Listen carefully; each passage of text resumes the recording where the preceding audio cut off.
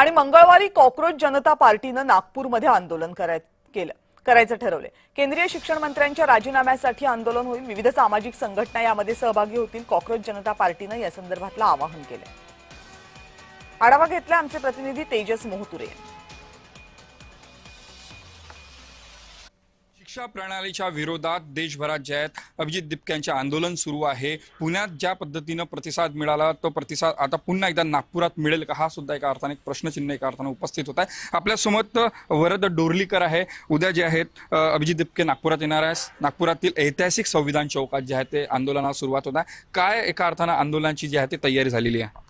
तयारी आता आम्ही जेवढेही मुलं आहे, जे पीडित मुलं आहे नीटचे, जसं आपल्या सगळ्यांना माहिती आहे पेपर लीकमुळे, त्यांना आम्ही अप्रोच केला आहे। आम्ही वेगळ्या इन्स्टिट्यूशन्स आणि ऑर्गनायझेशन्सला अप्रोच केला आहे की तुम्ही जेवढा याला प्रतिसाद देऊ शकाल आणि आम्हाला सपोर्ट करू शकाल या ह्याच्यात तेवढे या। तर आतापर्यंत तरी आमचं असं एक्सपेक्टेशन आहे की 5000 लोक संविधान चौकात उपस्थित राहतील उद्या अभिजित दिपके जींसोबत। 5000 मुलं राहतील तिथे आणि फक्त मुलं नाही, काही मुलांचे वडील म्हणजे आई वडील पण राहतील तिथे। खूप ऑर्गनायझेशन्स आहे नागपुरात, जे पॉलिटिकल ऑर्गनायझेशन्स आहे ते त्यांच्या पॉलिटिकल बॅनर सोडून तिथे उभे राहतील।